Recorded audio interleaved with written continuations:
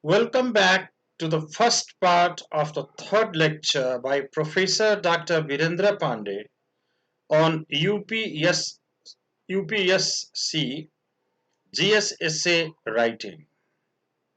Today we are going to deal with a new genre of essay writing. And what is this new genre? This new genre is explanatory synthesis essay. Before you put your pen to paper to write the essay, the first thing you need to do is to understand the given topic. There are specific techniques by the application of which, in a graded manner, you will come to a much better understanding of the given topic than at first sight. This section of the presentation first familiarizes you with the generic features and requirements of an explanatory synthesis essay. Then it teaches you how you can have a working level of a deeper comprehension of the topic. And what's our topic? Our topic is today's globalized world requires more connective highways and railways than national boundaries. So over to section 1 of our presentation. And this section is entitled Approaching an Explanatory Synthesis Essay. How can we approach the topic of an explanatory synthesis essay? For this, the first thing that we need to know is the features of an explanatory synthesis essay. So let's start by first figuring out what a synthesis is. A synthesis is a written discussion that draws on several sources, and the sources may include essays, articles, fiction, that is novels and short stories, narratives, even non-written sources like lectures, interviews, visual medium like a TV serial or documentary or even a film, and your lifetime observations. These things may be the sources on which you will be drawing in order to write a synthesis essay. But the key thing here is bullet point number 2. Look at the second line. Infer relationships. When you synthesize, the thing that you keep in mind is you infer, you correctly guess the relationship among the things appearing in those various sources. And then when you write, you make that very inference of the relationship explicit to your readers. And your synthesis essay overall supports your ideas and helps the readers see the topic you are writing about in a new way.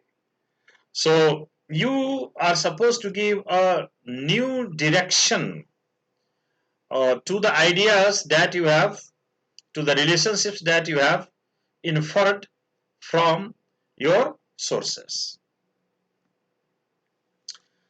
So what are the guidelines for writing a synthesis essay? First of all, you identify the key points, the key ideas appearing in each of the sources. Then you identify the evidence.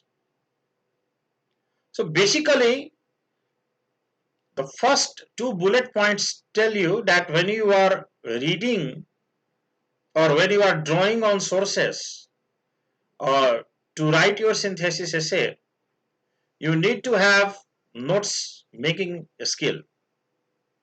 That is to say, you must have the skill of figuring out what is the thesis, what are the key main ideas, what are the supporting details, kind of things. So once you have your knowledge of the sources in this scientific way, then what you do is that you present those ideas in a summarized or paraphrased. Sometimes you can even quote. You can have a short quotation, but basically you present those ideas in a summarized and paraphrased manner. Important thing, once again, important thing here is that you show how the different sources, how the information that you have drawn from different sources, how the information is related to each other, and whether you agree on everything or you oppose everything, or you partially agree or you partially disagree. A kind of line, what your line is, what your position is. Here the position will be not like that of argumentative essay. Nevertheless, your position must be clear, whether you totally agree with what you have what you are drawing on, or you partially agree, or you partially disagree. You must make clear your standpoint or your viewpoint. And then when you write the essay, relate the information from the sources to your viewpoint. So your viewpoint becomes the driving force of your essay. Through this slide, I am trying to tell you how you can achieve, how you can score high marks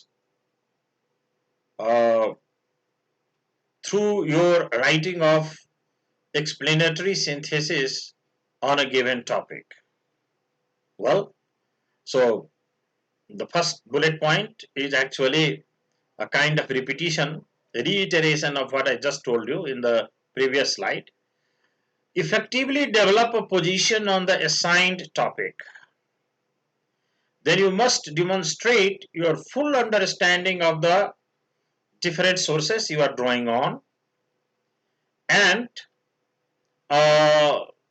you are synthesizing the different layers of information to strengthen your position. And your position must look tenable, your position must look convincing, and it is your position, that is, it is you as the writer, that drives the argument and not the sources. So it's very important. It is you who must be the driving force behind the advancement of argument and not the sources. As a writer, as an essay writer, you make no general assertions and you cite specific evidence for each point. Your evidence must be developed. And what is a developed evidence? A developed evidence is that kind of evidence which answers the so what question. So what? So what is a hypothetical kind of question that a reader asks. If a reader asks you, what is your point and why your point is important? So if you answer this question, why your point is important, you are answering the so what question. So basically what I am trying to tell you is that the evidence that you bring in must show the importance of the point you are making. And of course your paper should be very clear, very well organized, very coherent, and it should be a standalone piece rather than an exam response. If you want to get high marks, your essay should not look like as if you are writing it for an exam, Rather, it must stand out. And of course, it must contain no, or if it does, very few grammatical and spelling errors. So, if your essay has these characteristics, these qualities, then you will end up getting very high score for your essay. Now we come to understand how we can unravel. How you can unravel, how can you have a better understanding of an explanatory synthesis statement. What is an explanatory synthesis statement? That is a topic. The given topic is the explanatory synthesis statement, and how you can understand it. So what is our topic? Our topic is today's globalized world requires more connective highways and railways than national boundaries. And what are the steps to understand it, to have a better understanding of this topic? First of all, you concentrate on the content words. First of all, you pick on the content words of the topic. And which are content words? The words are globalized, world, requires, connective, highways, railways, and national boundaries. These are the content words. Then what you should do next? Next, you should substitute these keywords with their synonyms. For example, for globalized, you can have its synonym as world inclusive. For world, you can have globe. For require, you can have call for. For connective, you can have conjugable. For highways, you can have roads. For railways, you can have train lines. And for national boundaries, you can have borders. And it will be still better if you think of antonyms also, if possible. For example, the antonym for globalized can be localized. For require can be does not need. For connective can be detached. And for national boundary can be cosmopolitanism or cosmopolitan. So you can also think of antonyms in this way. So once you have substituted the keywords with synonyms and antonyms, then you translate the statement in your own words in one or two sentences, as I have done here. So see how I have translated it based on the substitutions. The locus of today's world is all-inclusive cosmopolitanism rather than all-exclusive nationalism, and that we need more and more conjugable mechanisms of transportation and communication in place of the national borders that keep citizens of the cosmos detached from each other. So the way I have rendered the statement in my own words, it gives much clearer understanding. For example, cosmopolitanism, which globalization is, or which is one of the prominent features of globalization, it is all inclusive.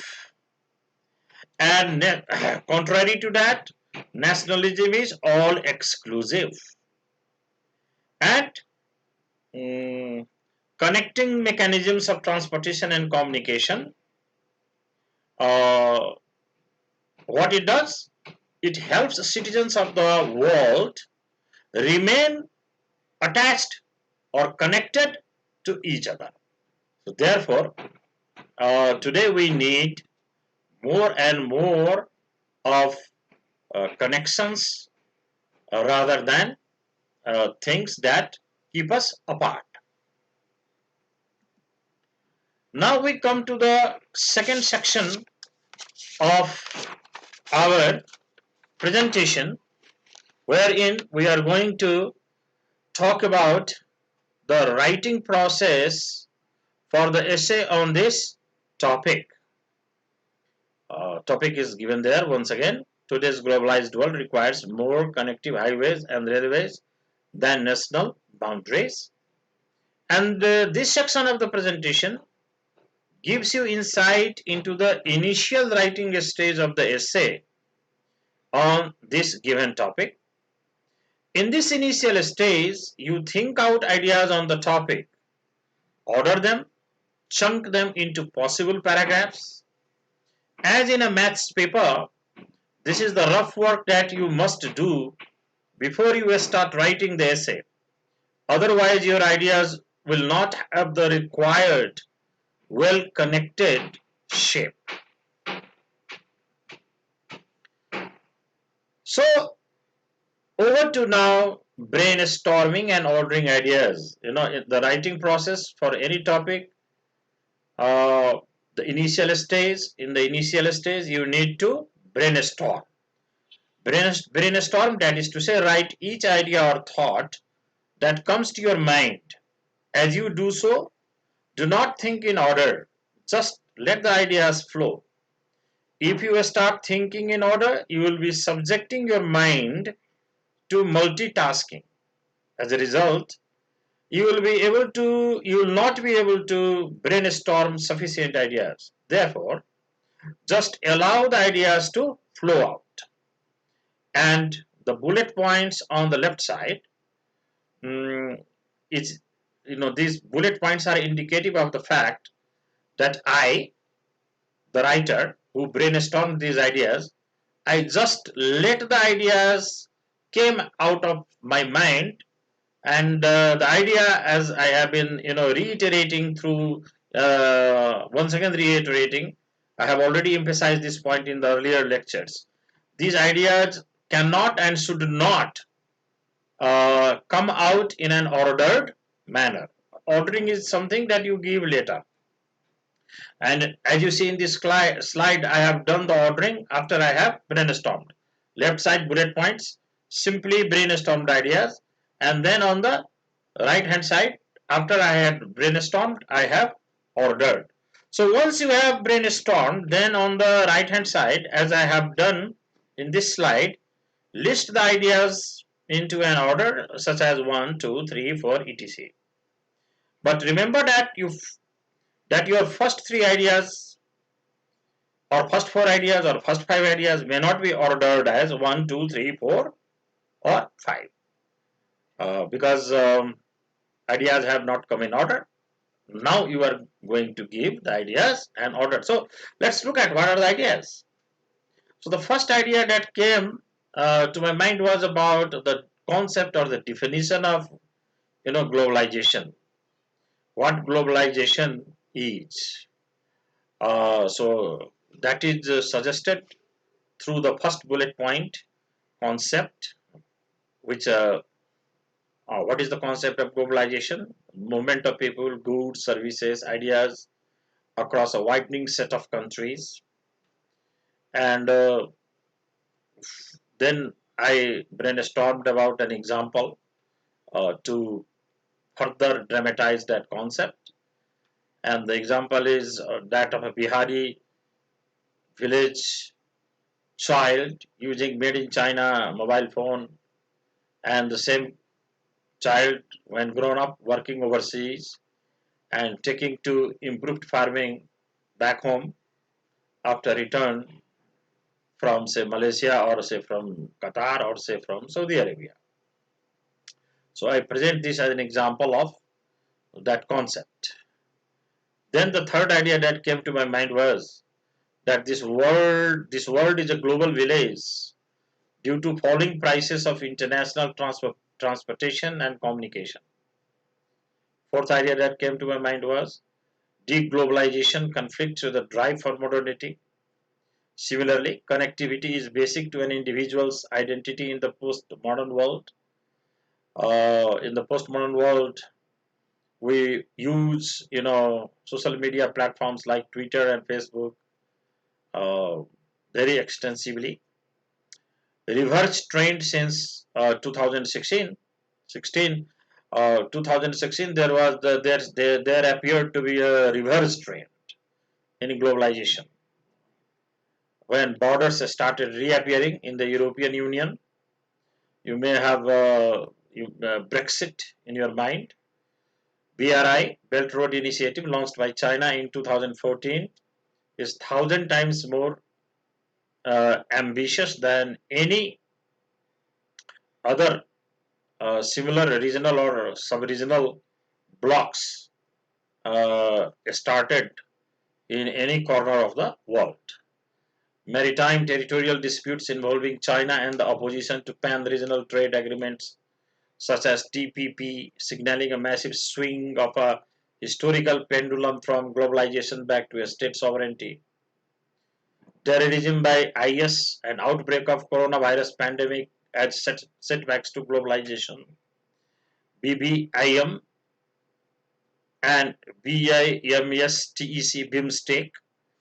These are South Asian sub-regional groups that have come up in recent years, and these sub-regional groups are aimed at easing the restrictions that go with the national borders. Gravity of the pandemic, underscoring, pandemic means this coronavirus pandemic, underscoring the greater need to embrace globalism, better funding of World Health Organization, for example. India's global outreach in the wake of the pandemic, implications of India's response to the pandemic, greater spending and call for Atmanirbhar Bharat, importance of Namaste, yoga, etc. in terms of India's global image versus China's receding image. So these are the ideas that flowed out of my mind. And then on the right side, I have ordered the ideas. So the first two ideas I have kept as 1 and 2. First three ideas I have kept as 1, 2 and 3. But fourth idea I have ordered as 5. And sixth ideas I have ordered as 4. So the right hand side, I have given the brainstormed ideas my own order. Now, next step is to chunk ideas. Chunk the brainstormed ideas which you have already ordered. So for the first paragraph, I have taken 3 ideas from my ordered list. Concept and an example that dramatizes the concept, and a reverse trend in globalization that has come up since 2016. And why have I taken these 3 ideas? Because the main thing that I want to prove by bringing into discussion these 3 ideas is one single main idea, and that is definition of globalization and its 𝐃𝐞𝐚𝐫 and its recent trend. Okay. So for paragraph number 2, I have ideas from 5 to 6, just 2 ideas, 5 and 6. That is deglobalization and connectivity in the postmodern world. By bringing in these 2 ideas, what I am trying to drive home, the main idea that I am trying to prove through this paragraph is connectivity has taken on a positive meaning. Connectivity today in the postmodern world has largely a positive meaning. Then for paragraph 3, I have again 2 ideas, 7 and 8. Sub-regional blocks like BBIM and BIMSTEC and BRI launched by China. And I have these 2 ideas for my main idea, global, regional and sub-regional connectivity blocks today are fast replacing national borders or territorializations. Then for paragraph 4, I have ideas from 9 to 11. 3 ideas for this paragraph. Maritime territorial disputes involving China and the opposition to pan-regional trade agreements such as TPP in Europe and the United States, signaling a massive swing of a historical pendulum from globalization back to a state sovereignty. You know, the America First policy of uh, President Trump.